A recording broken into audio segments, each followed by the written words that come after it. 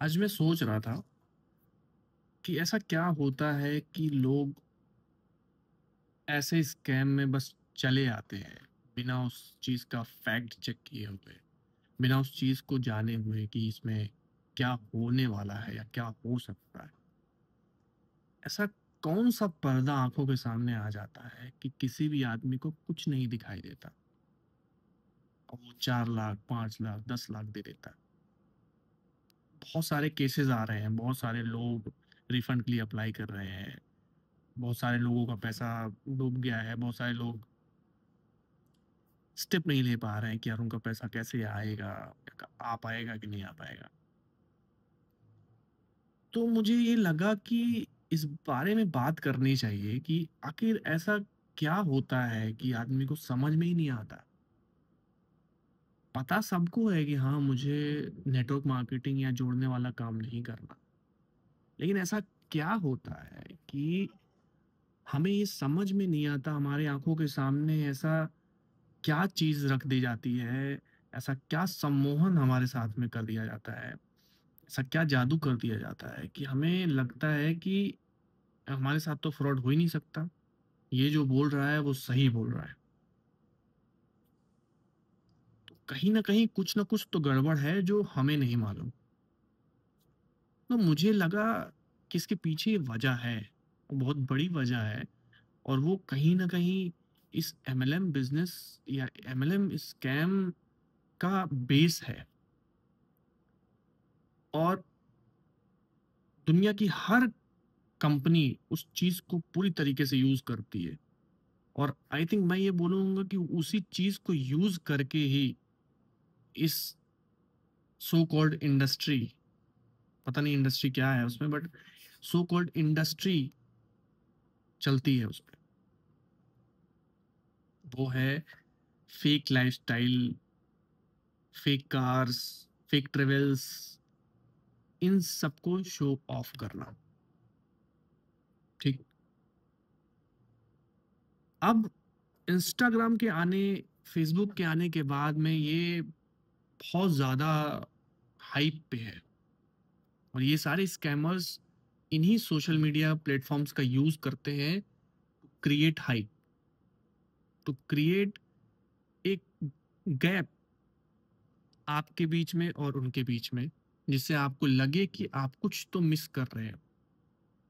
क्योंकि social media के आने के बाद से मतलब व्हाट आई पर्सनली फील और कि एक लेफ्ट अलोन वाला फीलिंग आ गया है सबके अंदर कि यार कहीं मैं पीछे तो नहीं छूट रहा हूँ या ये आगे चला जा रहा है यार, मुझे लग रहा है ये अब कामयाब हो जाएगा और मैं पीछे छूट गया हूँ।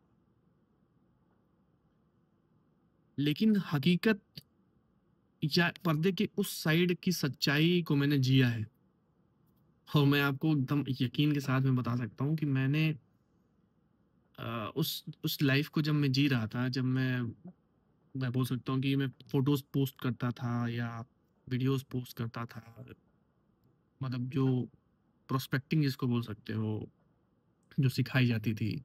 उस टाइम पे मुझे लगता था कि यार इस इस पर्टिकुलर फ़ोटो को, इस वीडियो को कितने लोग देख रहे हैं, कितने लोगों से मेरा इंटरेक्शन हो रहा है, ये मेरा फ़ोकस होता। अब एक कल ही की बात है, मेरी सिस्टर इन लॉ मुझसे ऐसे मजाक में बोल रही थी कि यार तुम अब पोस्ट नहीं करते हो अपने सोशल मीडिया पे, इंस्टाग्राम पे और फेसबुक पे, और मतलब मजे ले रही थी वो। तो और उसने ये भी बताया कि मैंने तुमको किसी से बात करते हुए सुना था कि भाई यार अब तो फाइनेंशियल फ्रीडम का गोल है लाइफ में, अब तो बहुत मजा आ रहा है। और मतलब ऐसा कुछ मैं किसी से बात कर रहा था तो और वो सुन रही थी, वो उसने सुन लिया था किसी तरीके से और वो चीज़ें वो मेरे से शेयर कर रही थी और मैं मैं मैं मतलब इतना ज़्यादा, मतलब एक तो हँसी भी आ रही थी और एक एक इस तरीके से मिक्स्ड रिएक्शन था कि मतलब मैं एम्बैरेस भी था और मुझे अपने आप पे हँसी भी आ रही थी, ठीक है? कि हर मतलब किस लेवल का चूतियापा मैं करता था। और ये सच है कि जितने भी लोग अभी कर रहे हैं ना इस स्कैम में काम, वो सारे इस रोग से ग्रसित हैं, जिसको ये फेक लाइफस्टाइल हम बुलाते हैं, ठीक है? तो ये तो अभी आप मेरे सोशल मीडिया पे जाओगे, या मैं जिस तरीके का इंसान भी हूँ ना, मुझे ऐसा ऐसा मतलब बहुत ज़्यादा लोगों का इन्वॉल्वमेंट पसंद नहीं है मुझे अपनी लाइफ में। थोड़ा इंट्रोवर्ट हूँ, मतलब जो मैं एक्चुअल हूँ पर्सनली। बट इस बिजनेस में आने के बाद, इस स्कैम में आने के बाद, मैं क्या अपने आप को मैंने अपने आप को क्या बनाया, अपने अंदर क्या चेंजेस करे, to just seek for money, कि पैसा कमा पाऊंगा, या इन लोगों ने जो मुझे दिखाया है यहाँ पे ट्रेनिंग्स में, और इन लोगों को जो मैंने देखा है, इस तरीके से मैं बन पाऊंगा, ऐसा मुझे लगता था। और मुझे इस चीज़ का रियलाइजेशन कब हुआ, जब ये गाड़ी और होटल्स, फोटोज और इन सब की बैक स्टोरीज मुझे मालूम चलने लगी। इनफैक्ट मैं उस पर्दे के उस तरफ से देखने लगा, या जब मैं अपलाइन बना, तो मुझे ये चीज़ समझ में आई, और मैं कहीं ना कहीं उसको अनकॉन्शियसली करता भी था, कि मेरी टीम मोटिवेट हो, कि देखो यार मेरे पास ये गाड़ी है, और मैं यहाँ रहता हूँ, और बट सबसे बड़ी सच्चाई की बात यह है कि बैंक बैलेंस जो होता है ना, वो आदमी खुद जानता है। आप बाहर बाहर से खूब सारा दिखावापन कर लो, खूब सारा शो ऑफ कर लो, लेकिन जो बैंक बैलेंस है, इसीलिए ये नेटवर्क मार्केटिंग वाले कभी भी बैंक बैलेंस नहीं दिखाते हैं। वो ये बोलते हैं, वो सीधा ही जवाब ये देते हैं कि क्या अगर आप किस लिए सबूत मांग रहे हो, क्या आपने अपने पिताजी से सबूत मांगा है कि आप उनके बेटे हो, तो आप हमसे सबूत क्यों मांग रहे हो कि हम इतना कमाते हैं या नहीं। अगेन एक इररिलेवेंट चीज और इररिलेवेंट जवाब। अब ये तो एक तरीका है कि हाँ आप शो ऑफ करते हो, और आपका उसमें कितना इन्वॉल्वमेंट होता है। गाड़ियों की जहां तक मैंने बात देखी है, और नौकरी छोड़ने की जहां तक बात देखी है, जिससे लोग इस बिजनेस, इस स्कैम की तरफ आकर्षित होते हैं, क्योंकि हम बात ही इसी चीज पे कर रहे हैं कि ऐसा क्या होता है कि आंखों पे पर्दा लग जाता है और नहीं समझ में आता है। तो वो गाड़ियां होती हैं, गाड़ियां ऐसी होती हैं जो कि एक तरीके से हाई क्लास गाड़ियां होती हैं। Q3 भी हो सकती है, BMW की कोई भी कार हो सकती है, जो कि अगेन एक सैलरीड आदमी अपने EMI पे खरीदता है, या कुछ पैसे कमा के इस बिजनेस से वो खरीद सकता है। बट अगेन इसमें कोई भी रेगुलर इनकम नहीं होती है, ठीक है? कोई रेगुलर इनकम नहीं है कि अब आपका यहाँ से रेगुलर आने ही लगा, या फिर आप रेगुलर इसमें लोग आते ही जाएंगे और कुछ गड़बड़ नहीं होगी। कोई सर्टेनिटी नहीं है। हमने एक लग्जरी लाइफस्टाइल जीते हुए करोड़पति इंसान को भी बिजनेस क्विट करते हुए देखा है, और अंडरग्राउंड होते हुए देखा है। तो मुझे इस स्कैम को पिरामिड बोलने में कोई भी संकोच नहीं है, क्योंकि जब से मैं देख रहा हूँ 2018-19 से, तब से इस पिरामिड में ऊपर जो लोग बैठे हैं ना, वही हैं। बाकी जनता चेंज हो रही है, आ रही है जा रही है, आ रही है जा रही है, लेकिन वो जो पिरामिड के ऊपर लोग बैठे हैं, वो पिरामिड के ऊपर हैं, उनके पास पैसा जा रहा है। आप कहने को कुछ भी कहो कि यार ये तो इक्वल पार्टनरशिप है, जितना आप करोगे उतना मुझे मिलेगा, मैं अपने डीआरस कहाँ डालूंगा, आपके नीचे ही तो जाएंगे। तो ये समझने वाली बात है कि आपके डीआरस नहीं हो रहे हैं तो आपके पैसे नहीं बनेंगे, और कोई भी अभी आपको उसमें आपको डीआरस देने नहीं जाएगा, या कोई भी आपको हेल्प करने नहीं जाएगा। एक तो गाड़ी हो गई। गाड़ी अगेन एक लोन पे होती है, हाई हाई पे लोन पे होती है। और सेकंड होता है जॉब छोड़ना। जॉब बहुत सारे सरकारी जो जॉब वाले होते हैं, वो जॉब छोड़ते हैं, तब कोई आदमी बहुत ज़्यादा मोटिवेट होता है। ये होता है आर्मी पर्सनल को लेकर, या ऐसा कोई डिपार्टमेंट जो सरकारी ओहदे का हो, ठीक है? और चूँकि आर्मी का जॉब थोड़ा हेक्टिक होता है और कहीं न कहीं आर्मी के पर्सनेल को, आर्मी के लोगों को ये रियलाइज़ होता है कि लाइफ़ की सर्टेनिटी बहुत कम है।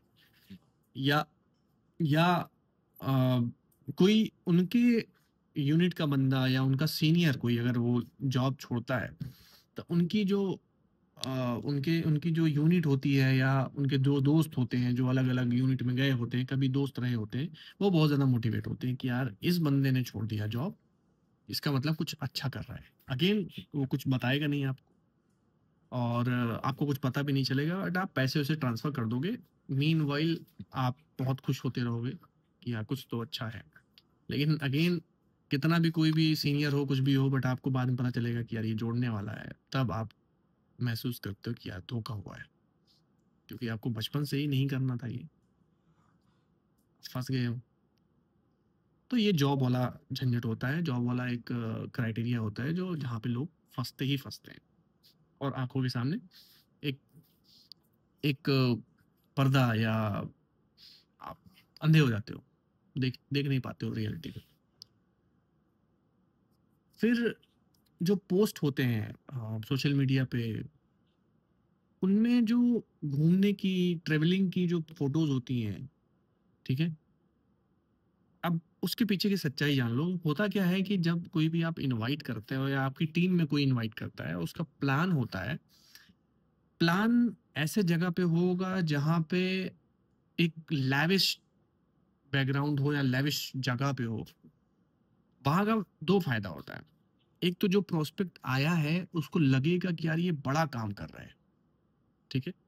ऑल्दो वहाँ पे वो टेबल पे बैठा हुआ है, कॉफ़ी ऑर्डर करी है, कुछ खाना-वाना ऑर्डर कर रहा है जिसका अगेन पैसा जो आईआर का प्लान है वही देगा। सीनियर-वीनियर कुछ नहीं देगा, वो वही देगा, ठीक है? वो वही पे करता है जिसका प्लान होता है। अगेन वो इन्वेस्टमेंट के उसमें डाल दिया जाता है कि भाई ये इन्वेस्टमेंट है, बिज़नेस कर रहे हो ना, इन्वेस्टमेंट तो लगती है। तो मतलब आप जो पैसा लगाते ही हो उसका प्रोडक्ट मिल जाता है और आप बाद में जो उसका रनिंग कॉस्ट होता है, रनिंग कॉस्ट वो आप देते रहते हो। मतलब वो बोलते हैं ना कि भाई अगर आप बोलने जाओगे कि सर मेरा पैसा लग रहा है या उसमें ज़्यादा खर्चे हो रहे हैं तो बोलेंगे देखो यार रनिंग कॉस्ट होती है ना रनिंग कॉस्ट कोई भी चीज़ कोई बिजनेस रन करने के लिए उसकी कॉस्ट होती है ना रंगाई पुताई होती है कोई दिक्कत परेशानी होती है तो उसमें लगाते हो ना पैसा डेली कुछ ना कुछ लगाते हो ये वही है काइंड ऑफ ट्रेनिंग्स हो गई इन सब के पैसे ये रनिंग कॉस्ट बोलकर ही लिए जाते हैं ठीक है क्योंकि अगर आप उस चीज़ को नाम नहीं दोगे तो कोई भी क्वेश्चन उठाएगा ना अब बिजनेस को रिलेट करोगे कि भाई रनिंग कॉस्ट है रंगाई पुताई है अब वो रंगाई पुताई को ये एग्जांपल देते हैं कि आपके इंटरनल वर्ल्ड में रंगाई पुताई होगी आपके फर्नीचर्स इधर उधर से हों इधर उधर होंगे मतलब वहां पे ऐसे कुछ अप्लाइंस आएंगे जो आपके दिमाग में जो फर्नीचर्स बैठे हुए हैं ना इधर इधर इधर उनको खिसका देंगे रिस्ट्रक्चर कर देंगे अब अल्टीमेट गोल उनका जितने भी अप्लायंस होते हैं जितने भी स्कैमर लोग वहां पे आते हैं उनका मेन फोकस ये होता है कि टू मोटिवेट यू और मोटिवेट इसलिए कि आप अपलाइन के पास जाओ और वो आपका हॉट करा सके ठीक है और वो वन वे कम्युनिकेशन होता है और कुछ नहीं अब मेन रियलिटी चेक क्या होता है कि आपने गाड़ी देख ली बट आपने गाड़ी मतलब अपने सोशल मीडिया देख लिया और सोशल मीडिया पे वो कहीं घूम रहा है तो आपको मैंने तो ये बता दिया कि रियल पिक्चर क्या होती है अब जिसका प्लान हो रहा है वो पैसे दे रहा है दूसरा जो अपलाइन है और जो आईआर है जिसने जिसका प्लान है वो लोग आफ्टर प्लान एक फोटो सेशन रखते हैं अच्छी अच्छी फोटोज खिंचवाई जाती हैं और वो जाती है सोशल मीडिया पे आपने पैसे दिए ना कॉफी के पिज्जा के बर्गर के बहुत बड़े संग्रीला में ललित में ऐसे जगहों पे बैठे हैं आप तो आपको अगर पे किया है तो फोटोज भी तो बनती है मेन तो फोटोज है भाई वो जाएंगी तभी तो आप लिखोगे ना हार्ड वर्क पेज ऑफ ठीक है हार्ड वर्क पेज ऑफ तो हार्ड वर्क तो है भाई क्योंकि झूठ बोलना इज अ एक्चुअली बहुत बड़ा काम है उस चीज़ को मेंटेन करना फोटोज डालना एडिट करके that is amazing that is a huge hard work फिर बात आती है एक तरीके की जो कहीं ना कहीं आपको इस चीज़ में फँसाती है, वो ये कि जब आप क्वेश्चन करते हो, क्वेश्चन का जवाब ना देके वो आपसे क्वेश्चन करता है, जिसका जवाब आपको मिल जाता है। फॉर एग्ज़ाम्पल आपने पूछा कि नेटवर्क मार्केटिंग है क्या भाई? तो वो बोलेगा, "ये क्या होता है भाई? Network marketing? तुम्हें क्या लगता है कि मैं इतना पढ़ाई-लिखाई करके, इतनी डिग्री-विग्री लेके ये सब काम करूँगा?" अच्छा, वो बात कर रहे हो क्या? जिसमें 1, 2, 2 के नीचे 3, 4 ऐसे-ऐसे नीचे चेन बढ़ती जाती है, ऐसा-ऐसा। आप बोलोगे, "हाँ, हाँ, हाँ, वही, वही।" अरे पागल हो क्या? ऐसा कुछ नहीं करता हूँ भाई। मेरा काम बहुत ईज़ी है। ई-कॉमर्स प्लेटफ़ॉर्म पे है, मैं कहीं बैठ के आराम से 3-4 घंटे देके पूरे दिन में 2 से 3 घंटा, 4 घंटा देके पूरा एकदम एन्जॉय करते हुए करता हूँ। अच्छे लोगों के साथ में उठना-बैठना है और बढ़िया जा रहा है यार लाइफ़। आप ये सोचते हो कि अगर नेटवर्क मार्केटिंग या एमएलएम नहीं है, तो मैं करने के लिए रेडी हूँ। तो आपका जवाब, आपका क्वेश्चन जो था उसका जवाब आपसे क्वेश्चन करने में जवाब दिया जाता है कि question are the answers. Again ये एक बुक से आता है। कोई क्वेश्चन आपसे कर रहा है तो उसका जवाब ना दो, क्वेश्चन करो आप, ठीक? तो यहाँ पे भी आपका आपके दिमाग में पर्दा लगता है कि भाई ये नेटवर्क मार्केटिंग नहीं है तो कर लेते हैं यार। व्हिच इज़ अगेन आप पैसा जो ट्रांसफ़र करते हो वो ट्रस्ट में करते हो कि चलो यार कोई बात नहीं है, दे देते हैं।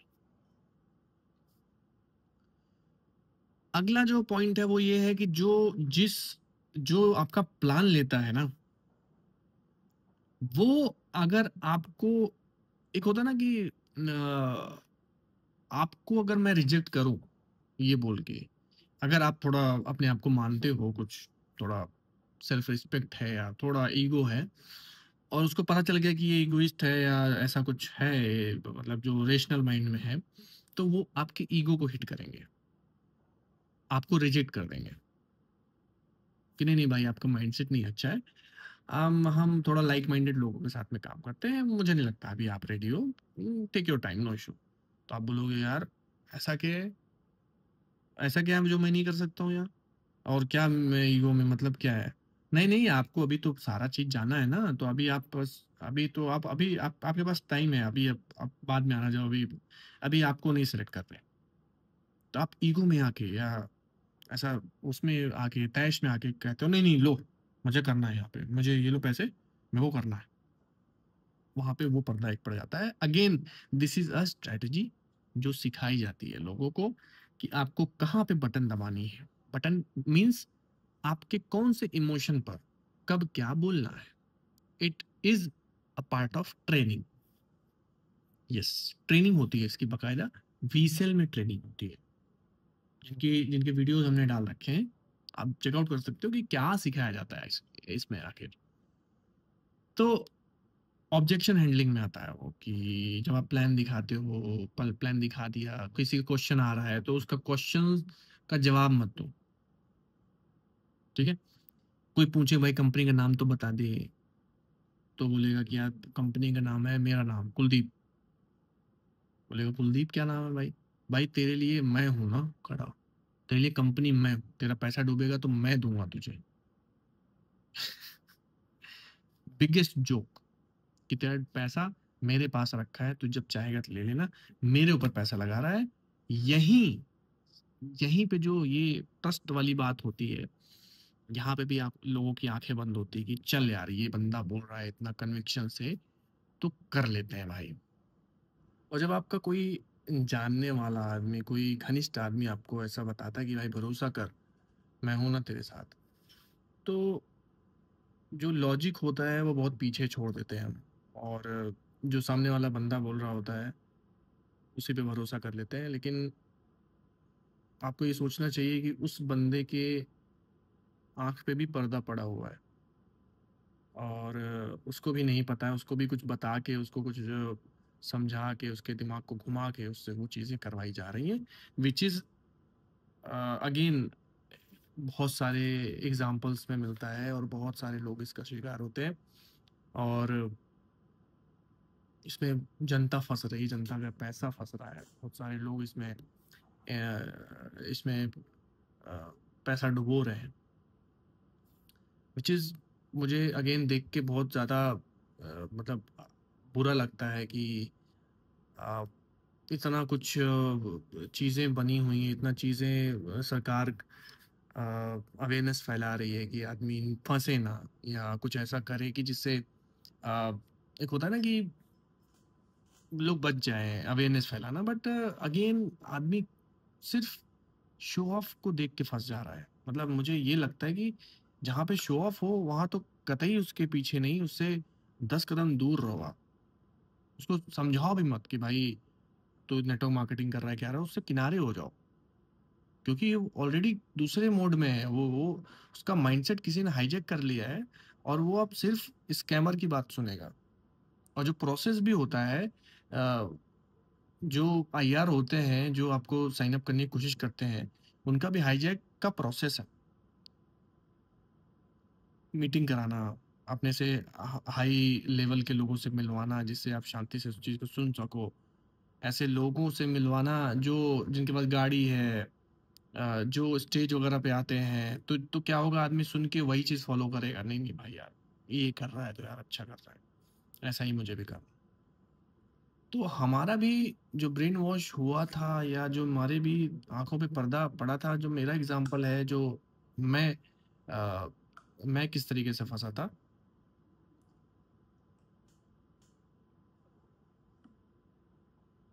वो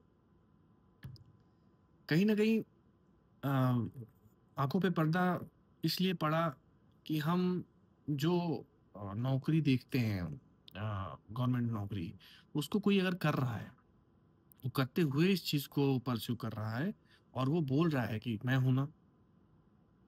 और जब आप ढूँढ रहे होते हो और ऐसी कोई चीज़ मिलती है और आप अगर बिलीवर हो सीक्रेट के, तो ये चीज़ ज़रूर आपके दिमाग में आती है कि यार कहीं न कहीं इसका कोई लेना-देना है हमारे फ्यूचर के साथ में, और लेट्स ग्रैब इट। वहीं पे दिक्कत शुरू होती है।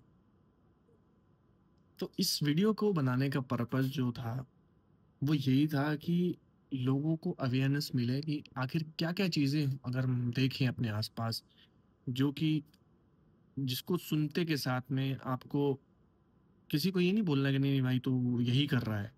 इसको सुनने के बाद में, जिसको देखने के बाद में आपको सिर्फ़ किनारे होना है। बिल्कुल आर्गुमेंट नहीं करना है। बिल्कुल आपको उस पचड़े में नहीं पड़ना है कि मैं कुछ इस चीज़ को बताऊँ या समझाऊँ कि भाई तू फँस गया है और तू बच सकता है, तो भाई ये मत कर। नहीं, इस आर्गुमेंट में पड़ो ही मत। अगर आप बचना चाहते हो, अगर आप चाहते हो कि आप मेंटल पीस में रहो तो। भले ही कोई घनिष्ठ दोस्त हो, घनिष्ठ भाई हो, घनिष्ठ रिलेटिव हो, कुछ भी हो। बट आप let him do, let him decide कि इतना आसान नहीं जितना आसान शो ऑफ दिखाया जाता है स्टेज पे, जिनका क्वालिफिकेशन भी नहीं होता है, जस्ट एक कहानी के बेस पे उसको अ, स्टेज पे बोलने के लिए भेज दिया जाता है एज़ एन स्पीकर, जिससे और लोग रिलेट कर पाएँ कि यार अरे बाप रे बाप! ये स्टेज पे चला गया, क्या बात है। तो पैसे का और ट्रेनिंग में लोगों का कोई इंटरकनेक्शन नहीं है, ठीक है? उसमें बोलते हैं कि हाँ, आप सीटीसी अपलाइन है, ये एलडीसी अपलाइन है, उन्होंने ऐसा अचीव कर लिया, वैसा अचीव कर लिया, बट एट द एंड जो शो ऑफ चीज़ें हैं, उन्हीं से लोग वहाँ भी उस ट्रेनिंग्स में भी प्रभावित होते हैं, इफ़ेक्ट होते हैं, उनकी आँखों पे भी पर्दा पड़ता है, जिससे कि वहाँ ऐसी ट्रेनिंग्स में आने के बाद आप बिल्कुल अपने दिमाग से सोचना छोड़ के वो हाईजैकिंग वाले मोड में चले जाते हो कि आपका दिमाग किसी ने हाईजैक कर लिया है या माइंड वॉश कर दिया है, और आप पूरी तरीके से अपने वश में नहीं रहते हो। आप उन्हीं की तरह सोचते हो, उन्हीं की तरह आप एक हो जाता है। बट मैं उनकी भी गलती नहीं देता हूँ, ठीक है? जो नए-नए साइन अप हुए हैं, अपना पैसा निकालने की कोशिश कर रहे हैं। बट मुझे लगता है कि जितना पैसा लग गया, लग गया। आप बचो वहाँ से, निकलो और कोशिश करो कि अपना पैसा निकाल लो, बाय हुक एंड क्रुक। और हमसे जो हेल्प हो पा रही है, हम कर रहे हैं लोगों की। और कोशिश करते हैं जितने ज़्यादा से ज़्यादा रिप्लाईज़ कर सकें, जो लोगों की हेल्प कर सकें, जो रिफंड में स्टक है। और अ, अगर आपके ऑलरेडी रिफंड आ चुके हैं, या ई कार्ड्स में आ चुके हैं, आपको रिफंड नहीं मिल रहा है, कंपनी से आ गए हैं बट वो अपलाइन नहीं दे रहा है, तो अपलाइन के खिलाफ आप केस कर सकते हो। सही एडवोकेट से आपको कंसल्ट करना है, इससे आपको सही सजेशन मिल सके। अगर कंपनी रिफंड नहीं कर रही है, which is happening right now in India, कि इंडिया में जितने भी रिफंड हैं वो स्टक है क्योंकि अकाउंट फ्रीज है, उस केस में आपको क्या करना है? उस केस में आपको कंज्यूमर फोरम में जाना है सबसे पहले। कंज्यूमर फोरम से अगर जवाब नहीं आता है तो कंज्यूमर कोर्ट मूव करना है। कंज्यूमर कोर्ट और कंज्यूमर फोरम पे ऑलरेडी वीडियो बना चुके हैं, आप वीडियो की डिस्क्रिप्शन में मैं डाल दूंगा लिंक, वो जाके आप चेकआउट करिए और उस फॉलो करिए उस स्टेप्स को। और इस केस में, कोर्ट केस में और लीगल प्रोसीडिंग्स में आप किसी एक एडवोकेट की राय ज़रूर लें।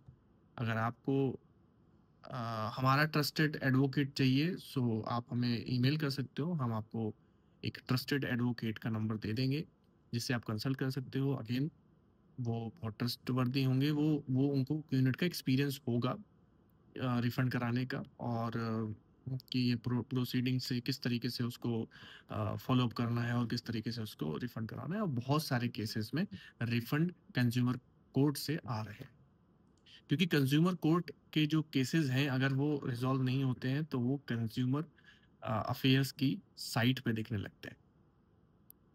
ठीक है, तो अप्लायंस क्या बोल रहे हैं कि भाई ई कार्ड हमारे पास में आएगा तो आप साइन करो पहले कि हम आपको अमाउंट दे चुके हैं, उसके बाद हम इस अमाउंट को, इस ई कार्ड को यूज़ करेंगे, देन हम आपको रिफंड करेंगे। बिल्कुल नहीं साइन करना है ऐसे किसी भी एफिडेविट पे, कॉन्ट्रैक्ट पे, जिससे कि आप लीगली फंस जाओ और बाद में आपको रिफंड होने में दिक्कत हो। ऐसे बहुत सारे लोग फंसे हैं जिनको मैंने पर्सनली मना किया था कि ऐसे किसी भी डॉक्यूमेंट पे साइन मत करिए। बहुत सारे लोगों ने साइन किया और उनका आज तक रिफंड फंसा हुआ है आफ्टर 2 इयर्स में। अब जब उन्होंने साइन कर दिया है तो आप पुलिस के पास भी नहीं जा सकते हो, और सामने वाला भी उनको वही चीज़ें दिखा रहा है कि भाई अब नहीं हो पाएगा, और होगा तभी जब हम इस ई कार्ड का यूज़ करेंगे। आपको क्या लगता है कि ई कार्ड का यूज़ वो कब करते हैं? किसी को साइन अप करने में। और आपको क्या लगता है कि उनको कोई मुर्गा नहीं मिला होगा साइन अप करने के लिए अभी तक? उनका बिजनेस कैसे चल रहा होगा आप इमेजिन कर सकते हो। तो आप कोशिश करिए बाई हुक एंड क्रूक उस पैसे को निकालने का, क्योंकि ये स्कैमर हैं और ट्रेंड स्कैमर्स हैं, तो इनको पता है कि अपने आप को लीगली किस तरीके से लीगली प्रूफ करके रखना है, किस तरीके से आपके सवालों के जवाब सवाल से करने हैं, किस तरीके से आपको इग्नोर करना है, किस तरीके से फंसाना है। बहुत सारी चीज़ें जो ये स्ट्रेटजी वाइज करते हैं और आंख बंद करके करते हैं, क्योंकि ये प्रोसेस किसी ने बनाया है, किसी बड़े स्कैमर ने बनाया है जो कि दुबई में बैठे हुए हैं। हाँ, वही जो आप सही सोच रहे हो, वही जितने भी वो पिरामिड के ऊपर वाले हैं वो लोग ही, उन लोगों ने ही ये प्रोसेस बनाया हुआ है और उस प्रोसेस से उनको फ़ायदा है। तो अगेन आई होप कि आपको थोड़ा वैल्यू ऐड हुई होगी इस वीडियो के माध्यम से। इस वीडियो को, अगर आपको वीडियो पसंद आया हो तो लाइक ज़रूर करिएगा। अगर आपके कोई थॉट्स हैं इस पर्टिकुलर टॉपिक पे तो आप ज़रूर कमेंट्स में बताएं। और अगर आपके कोई भी अलग टॉपिक से रिलेटेड अगर आपको लगता है कि हमें बात करनी चाहिए तो आप कमेंट्स में ज़रूर सजेशन दें, हम उस पर वीडियो बनाने की कोशिश करेंगे। मिलते हैं एक नए वीडियो में। Thank you so much. जय हिंद।